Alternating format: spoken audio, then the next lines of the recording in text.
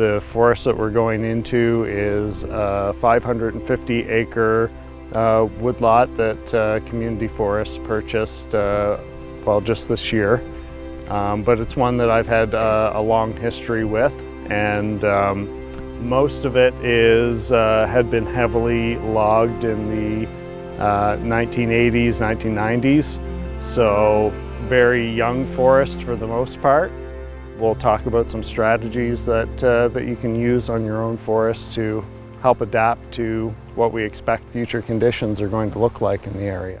I wanted to stop here because you could imagine in 50 or so years, what we're looking at here might become much more typical on the landscape because we have that classic mix of red oak, white pine, and red maple with some trembling aspen and spruce mixed in as well.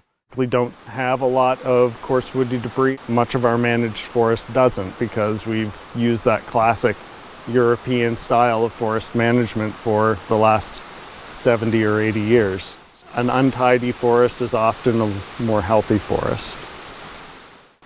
Some general rules of thumb are to keep higher densities of trees within your forest to increase your wind resistance, and also to diversify your age class structures. It's an amazing little versatile machine for this sort of work. As you can see, you can almost do pre-commercial thinning with it. It's that maneuverable. So we're about midway through the woodlot here.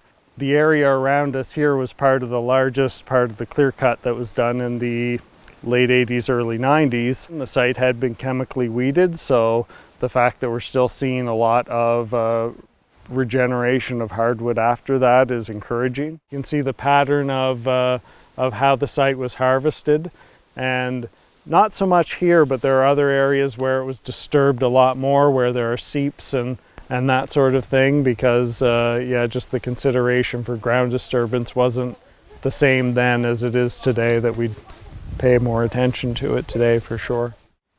I had a really great long discussion on Friday with Gareth, the professional that developed this document, about crop tree release and just the nature of it being a variable treatment and being able to select those trees that you feel are going to be resilient and beneficial in the future. The technical criteria that were developed in Nova Scotia had more to do with, I think, timber management and saw log management at the time.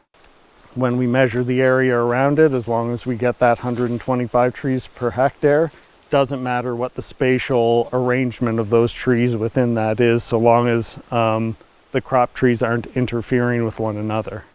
On the landscape level, there are going to be areas in the province that will be very suitable to carbon sequestration and storage, and other areas that may not be, and that's probably a provincial strategy or policy level decision that has to be made, or some work that needs to be done to determine that. Here at the woodlot scale, you've got a lot of this style of stand or forest type that's out there across the landscape that we have to deal with in the next 10 to 15 years, and really we should have been dealing with it 20 years ago to sort out some of these issues, because now this is a highly risky stand to have on a woodlot from a climate change perspective, because it's very vulnerable to those extreme wind events. This one, where we're on a fairly dry site, people worry about fire and things like that, and while we don't feel that fire is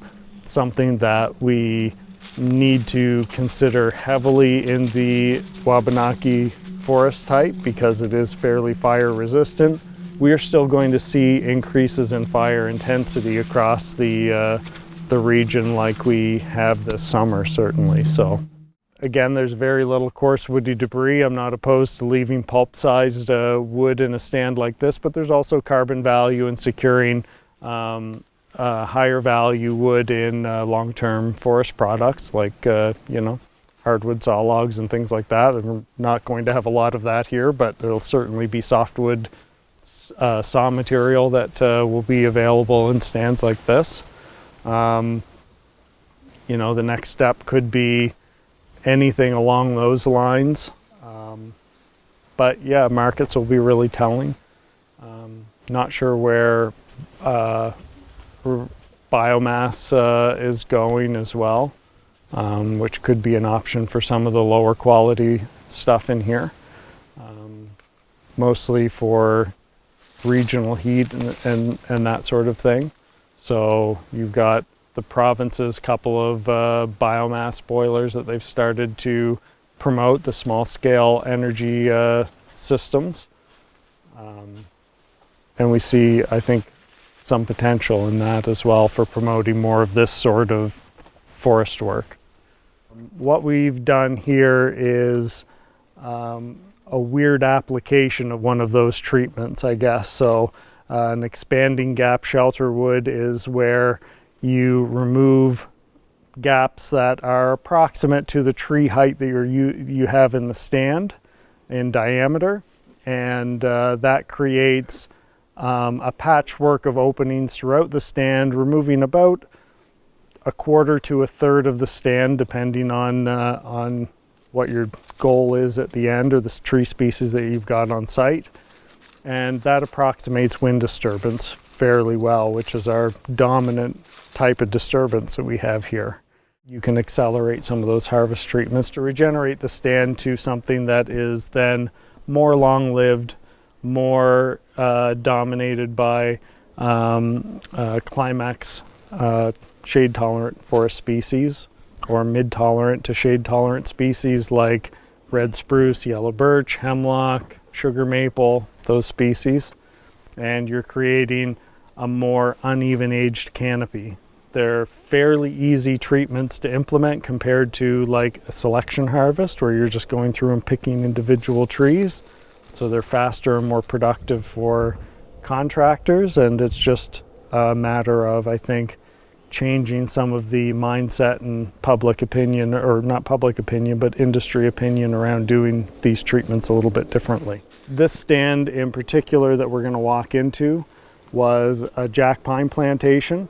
It was planted in the mid to late 90s, and typically what you would do in a stand like this would be a commercial thinning, removing 30% of the trees evenly throughout the stand, which we know increases the chances of wind throw in a stand like this.